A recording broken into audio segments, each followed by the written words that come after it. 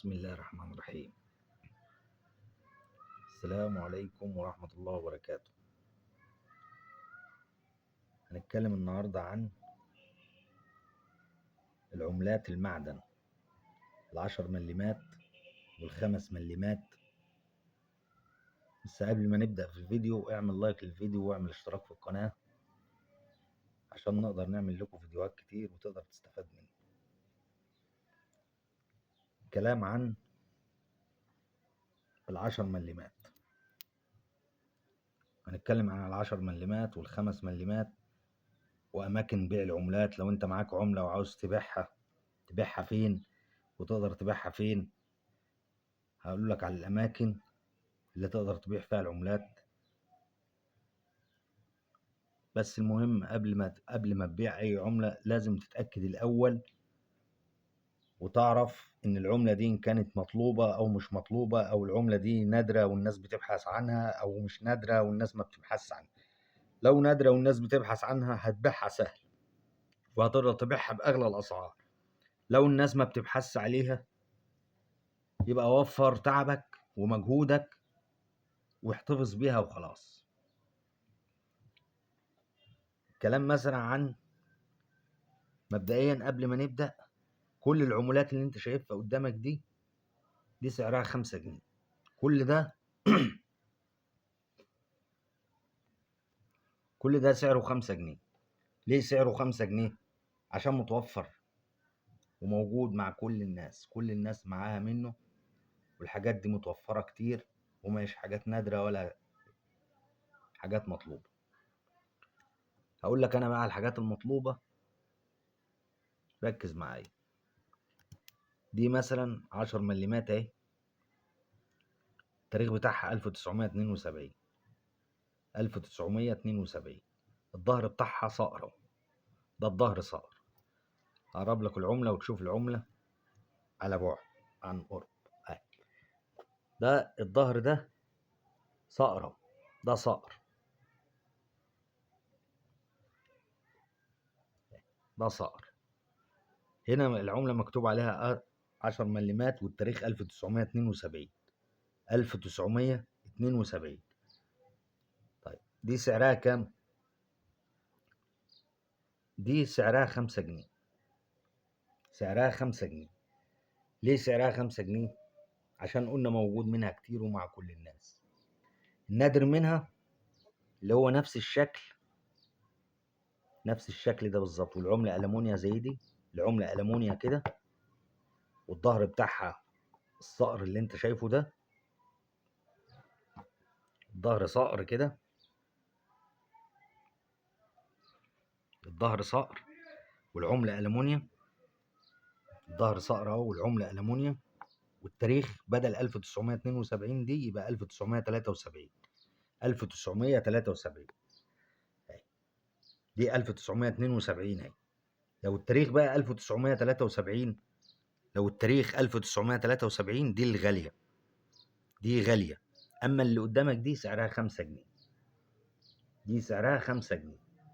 الغالية اللي هي 1973، نفس الشكل والعملة ألمونيا. دي سعرها مبلغ كويس. أما دي سعرها 5 جنيه، ما بتزيدش عن كده، وبتتباع بالكيلو. الحاجات دي بتنباع في الكيلو. لو انت رحت سوق العملات هتلاقي الحاجات دي كلها بتنباع بالكيلو. بالكيلو مش بالقطعة، بالكيلو. ليه؟ لأن متوفر منها كتير. تاني عملة معانا برضو دي 5 مليمات اهي. 5 مليمات دي سعرها برضو 5 جنيه. دي سعرها 5 جنيه. اللي هي غالية، اللي هي هوريك زيها دلوقتي. الغالي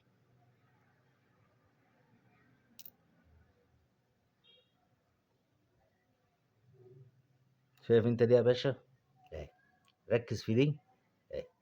مكتوب 5 مليمات اهي، والتاريخ 1972، والظهر بتاع العملة صقرة والعملة ألمونيا. اللي في ايديا دي سعرها 5 جنيه زي ما انا قلت، سعرها 5 جنيه. الغالية اللي هي 1973. 1973.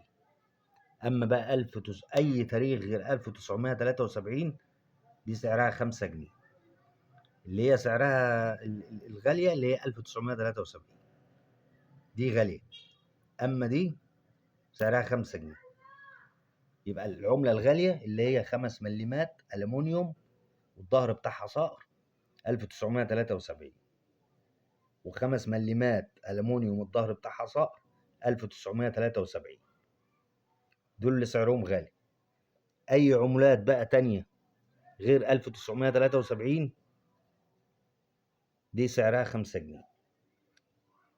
في عملة اهي، دي عملة نحاس اهي 10 مليمات اهي، دي 10 مليمات اهي 1973، دي 10 مليمات 1973 اهي، 10 مليمات 1973، بس دي نحاس، دي سعرها 5 جنيه. ركز اهو، دي سعرها 5 جنيه. ده الظهر بتاعها اهو، الظهر بتاعها صقر اهو، بس دي نحاس، فدي سعرها 5 جنيه.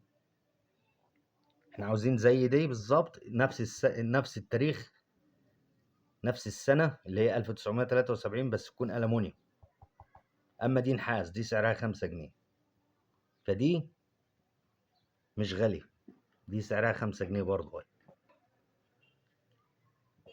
النحاس اللي غالية اللي هي التاريخ 1980 عشان ما تتلخبطش، 1980 ديت العملة دي 1980 دي اللي غالي فيها. أي تاريخ غير 1980 ملهاش سعر، سعرها 5 جنيه. في النحاس بكلمك، في النحاس. أما في الألمونيا أي تاريخ غير 1973 دي ملهاش سعر. الغالي، خلينا في الألمونيا، الغالي في الألمونيا اللي هو 1973، الغالي في النحاس اللي هو 1980. غير كده كل اللي قدامك ده سعره 5 جنيه. أماكن البيع بقى والشراء جروبات الفيسبوك، جروبات الفيسبوك، تخش على جروبات الفيسبوك. بس المهم زي ما قلت لك تكون معاك حاجة مطلوبة، حاجة مش موجودة تقدر تبيعها بقى على جروبات الفيسبوك. والمواقع زي ايباي واوليكس وعلي بابا والناس دي مواقع، بس افضل حاجة تبيع عليها وتشتري اللي هي جروبات الفيسبوك. بس المهم تكون معاك حاجة الناس بتبحث عنها، حاجة مطلوبة، مش اي حاجة بتتباع في الجروبات.